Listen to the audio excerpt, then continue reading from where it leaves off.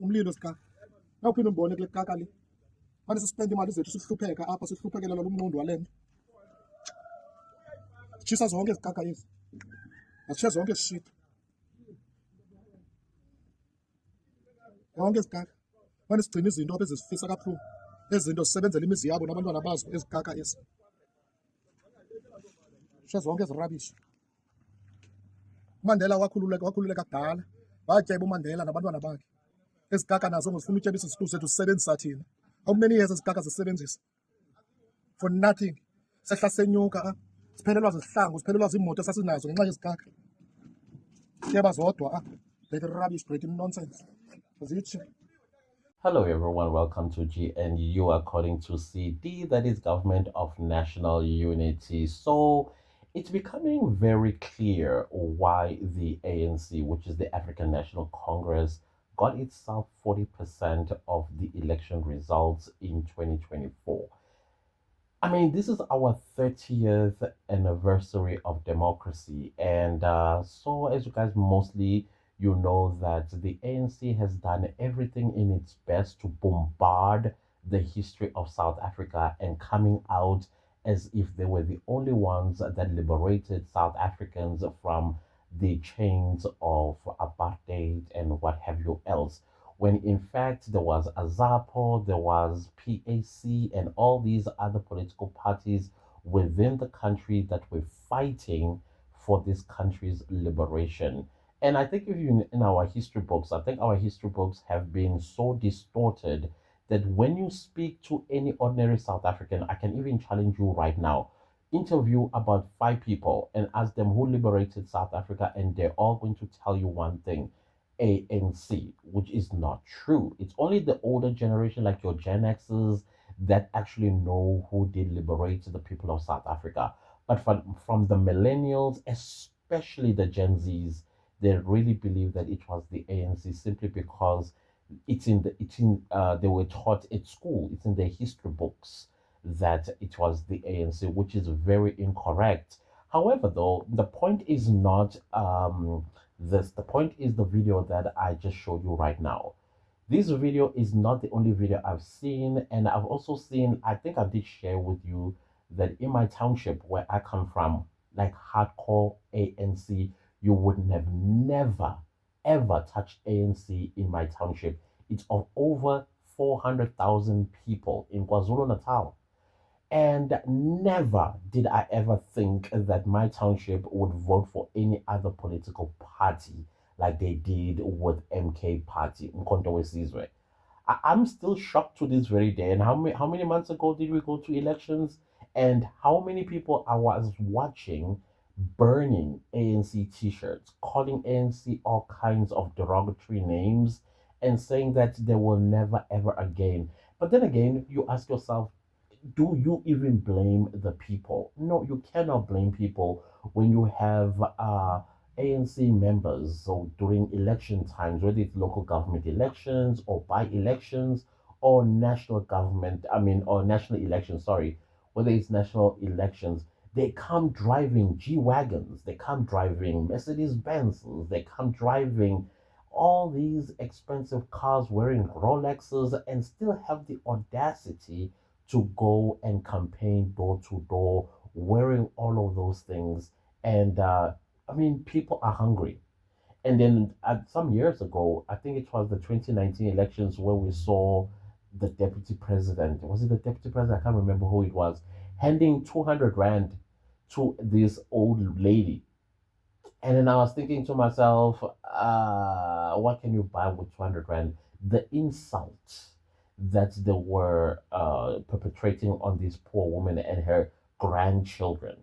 And then there was a video in 2024 general election campaign where an old lady told Cyril Ramaphosa on his face that she is not going to be voting ANC, and she told them straight that they do not deserve to be running this country because they are inept in running this country. She says that the promises that were promised to them, I know those promises because myself, I know these promises. My mom, as some of you may know, and my dad were involved in the Mkhonto Wesizwe, they were in the trenches, let me put it that way.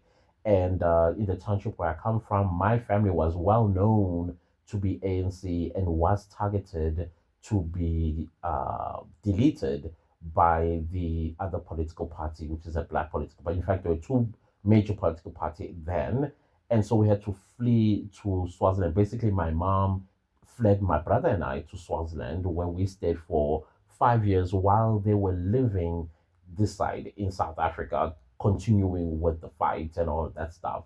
So the point that I'm making here is I know those promises. In 1993, I remember my mom sitting my brother and my sisters down and say, life is about to be different.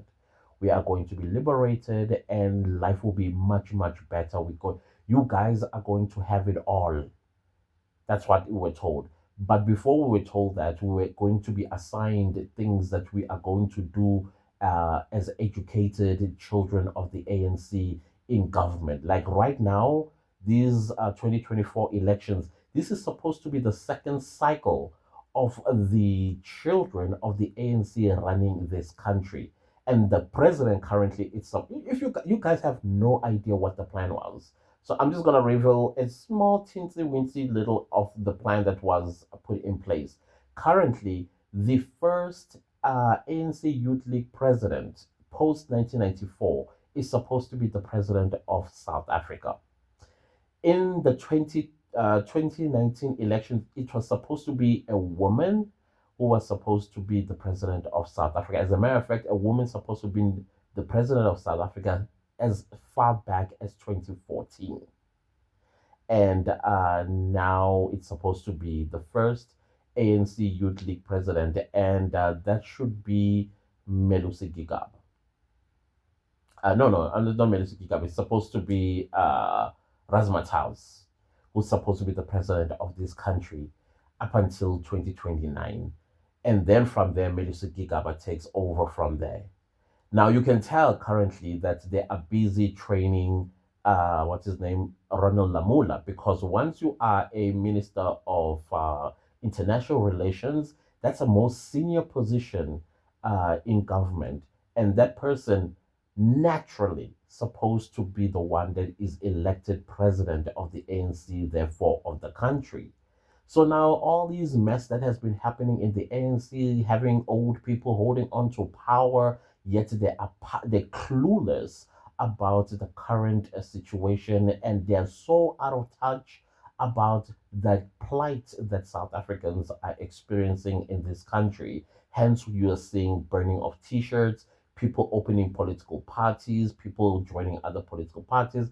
Others are just in limbo, decided that I'm so angry enough that I am not going to go and vote for anybody, because some even think or they've been convinced that there is no any other alternative to the ANC, which is untrue, by the way.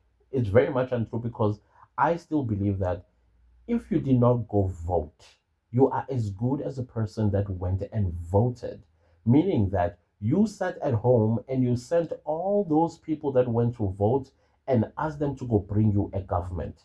And now, when they bring you a government and then you are complaining, that is why it's important that in every elections, go and put your X next to a political party, right?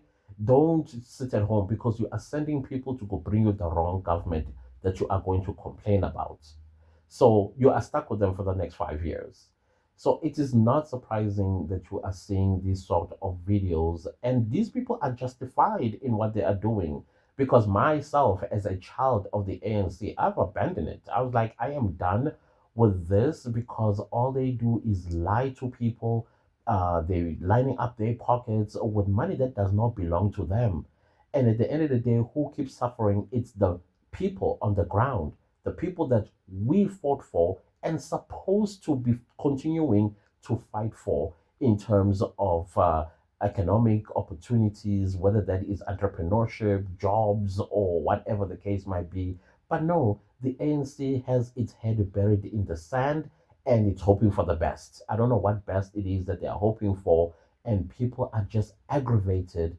They've gone beyond being aggravated. At this point, people are just so tired of the ANC, and they would, you can tell with the results that they wanted it out, completely out of governance, but they only managed to give them 40%. So that means they are 40% of South Africans, whom I also think some foreigners who have stolen South Africans' IDs that also contributed in that 40%. But that's not the point. The point here is I don't think that the ANC is going to survive the next elections if they're not going to do a turnaround strategy. And a turnaround strategy, if you think about it, it is how are they going to use the GNU to outshine all the other political parties? Because I can tell you right now, the ANC ministers have not emerged yet during this time since they were installed as a government of national unity. That's how we are seeing opposition parties. PA, number one, is like on top of the game as we speak. I mean, right now, people that did not vote in the 2024 elections are like seeing Gayton Mackenzie as a person to install as the president of South Africa in the next elections. And then you have another political party, even though I feel it's a little bit problematic. You have the DA. The ministers are hitting the ground running already. They're exposing a lot of discrepancies and corruption and irregularities and wasteful expenditures that were done by the previous ministers in the portfolio that they are now running. And the ANC ones, they're not exposing anything. Hey, comrade, who and who, if we expose this, you're going to go to jail. So they need to take everything aggressively and expose those that are corrupt and then kind of like change the image and the reputation of the ANC and start working and putting South Africans first. And by also doing that, we have the Minister of Police in Mr. Mkhunu. Hey, sir, crime is still bad.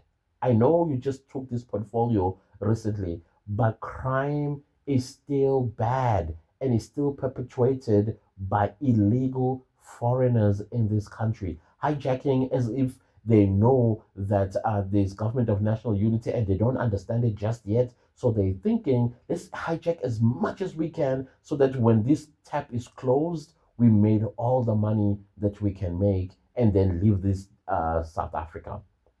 And I'm hearing as well, other people are saying a lot of people also are just like packing up and leaving.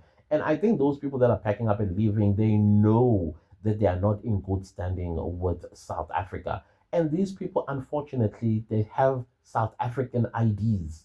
And because the minister has threatened that he is going to do an overall audit of IDs in South Africa so that you can sift out all the fake what do you call ID holders in South Africa. And he did say he will open criminal cases against them. So definitely they are running away. But what about the police? I haven't seen anything about the police portfolio that is run by Senzo Mkhunu. It's a little bit frustrating for me. And then you're looking at other, what do you call this, departments that are run by ANC ministers. Oh yeah, I'm so sorry. Ramahopa, I think, is doing a great job. Even though today I read that we some parts of South Africa are going to experience what you call level 9 load shedding, and I was like, wait a minute, did I speak too soon about 138 days of no load shedding?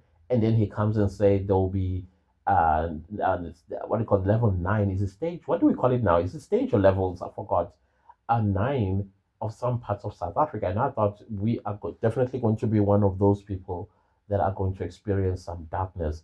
But again, going back to that video of this man who is livid with the ANC, and you can tell an ANC person, and this person is an ANC person because he has every regalia of the ANC. He's got the beep for election, what do you call this, for campaigning. He's got regalia for rallies. He's got regalia for what do you call this, branch meetings, as well as when you have executives coming in your area. He has all that regalia for the ANC, and he's putting them all in fire, basically burning what he knows all his life to be his ideology when it comes to politics. I don't know where he's going to go to, but I suspect he might actually go to MK if he's not going to go elsewhere. I'm not sure what other political party can join.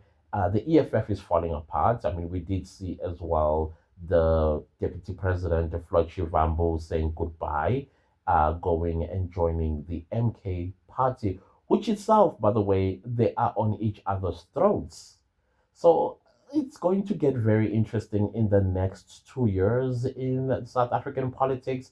And I think with all of this that is happening, there are going to be parties that are going to gain out of this chaos in the ANC, EFF, and also MK.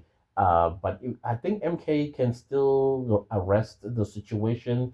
I think if they can silence a couple of people, because I hear that the most problematic person in the MK party, it is Duduzile Zuma. That's what I'm hearing. Everybody's complaining about Duduzile Zuma being a dictator, very rude. Anyways, we've known Duduzile Zuma being the most rudest, what do you call this, South African. So I'm not quite surprised to hear that she's very rude towards many people and she's hateful as well. Should you dare disagree with her with a tiny, small little thing, whether it's in a meeting or in person or whatever the case might be. And sometimes apparently she looks at you and she doesn't like you, she would destroy you. So those are the things that I don't know how true these things are. Like I said, I'm a child of the ANC, and most of these people that are in these political parties, some of them I grew up with them, and some of them we do communicate and we do talk about these things. Like, hey, this is our problem that we are facing, and until Duduzile is put in her place by her father, then MK party will be okay. And then you look at the EFF already. I was listening to Julius Malema, who sounds a little bit bitter, and you can tell that he's attacking at Floyd Shivambu, but he's also respectful towards him simply because I think he always held him at a high esteem, maybe as a friend. I don't know, but he's not very happy because I think he was caught off guard. He really was caught off guard and he's trying to swallow what transpired with Floyd Shivambu eventually dumping the EFF, going to MK party. So it's going to be interesting. And I think, to be honest with you, to be fully honest with you, I think Cope stands a good chance of having disgruntled members of the ANC, disgruntled members of the MK party, as well as disgruntled members of other political parties where there might be some kind of fight joining that party. Because I can tell you right now, Cope is stable. And seemingly they are just trying to work things out since they've been relegated out of parliament in by the 2024 elections. And I can tell you right now, they are working really hard to gain back their position in the political landscape of South Africa, particularly going back into parliament. So I think there will be a lot of disgruntled members from these political parties that may actually find a home in Congress of the People.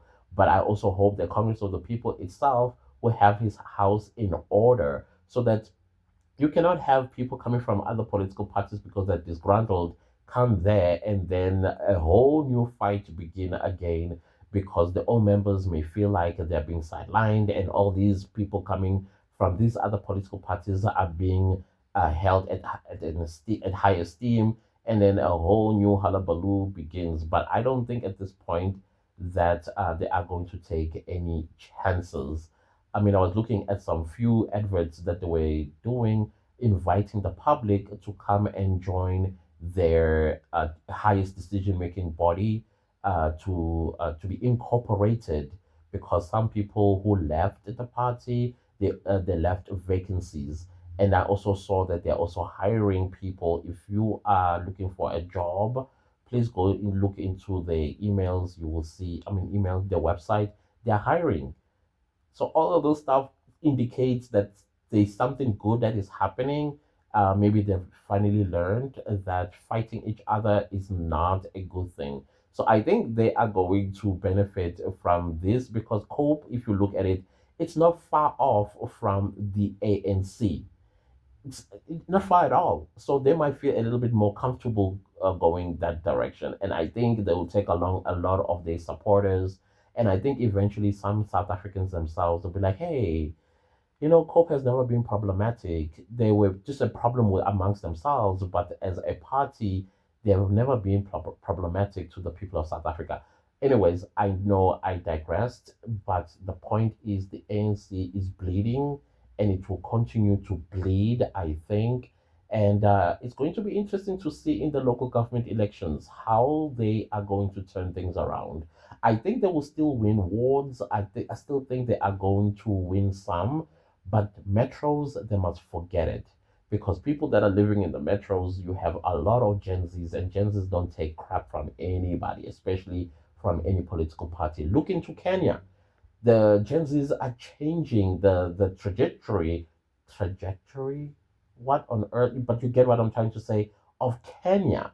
And now you have all these old men and women shaking in their boots because young people are rising and saying no more. So eventually, you're gonna probably have another African country that is going to pop up and say, "Listen, guys, all you old people can step aside and give us the younger ones because we have an idea where we want to take our country." I mean, I think somewhere in 2021 or something like that, apparently there was an NC person who's an older person asking what is this thing called fourth industrial revolution. Actually, that person, when they asked the question, it was in a personification way, like, who is fourth industrial revolution, shocking a lot of people. And then you are seeing that, you know what, definitely they need to step aside and allow young people to take up these positions because, of course, they have an idea where to take South Africa. They have new and fresh ideas on where to take South Africa and the people of South Africa. And that is why more and more and more young people need to get themselves involved in politics. If you don't know what to do, if you want to join a political party, visit their websites. You will find that they are actually looking for young people to start youth wing of the party. Probably if there'll be adverts, there'll be, I don't know, whatever it is that political parties do to attract or recruit people. Look out for those things. Don't just sit and twiddle your thumb and say, I don't know what to do, how to join. Go there, find their offices if you have to, and join, and then learn the nitty-gritties of politics, so that, because tomorrow you're the one who might actually take this country forward with your great ideas. So it must not be something that you like, I don't know, stuck, not sure what to do about it. Just find a political party that you resonate with. And I would say to you, go to the underdogs, the ones that are not popular, the ones that you will actually find a place, a home, and then you can nurture that home and contribute positively in its growth as well as its influence on the public arena, rather than going for the ones that are already well established. Because if you go there, then the chances of you being seen are next to nothing. So go to the ones that are very new and very young, and contribute positively there. I don't know, guys, but I don't know what your thoughts are regarding what you are seeing from that video. This man, he is angry. He's swearing in that video. He's swearing in Xhosa. So thank goodness that he's swearing in Xhosa, because the channel now is monetized, and if you use profanity, I will get the yellow dollar. Thank you guys for watching the ads as well. I don't know if you noticed that ads are running on this channel. It's very new. It's like 15 days old. No, today is 16. It's 16 days old and it's monetized already. And I appreciate you all for this. And I appreciate you watching the ads. As you guys already know that when you watch the ads, it helps the channel to grow. And also when you like the videos, I see people just watch, they don't like. Please like the video so that the video gets pushed to more people, or in fact the channel gets pushed to more people so they can be aware that there is GNU according to CD, and I just speak my mind, guys. My channel, it's not about like these bombastic stuff that people do. I just speak my observations and my feelings as well as my experiences. And now and again, you'll hear me share my story when it comes to politics and how I grow under politics and what have you and what have you. But in most cases, I just speak my mind and I try to be as simple as possible. Yes, I am simpleton in every way possible. Other than that, guys, please do not leave this video without liking, sharing, commenting, and subscribing. When you subscribe, please click the bell notification so you get notified every time I upload a new video. So, guys, please let me know what are your thoughts about the ANC. Do you think it's going to turn around and it's going to go back to its old glory days, or this is the end? I see the end, unfortunately. See you next time. Goodbye.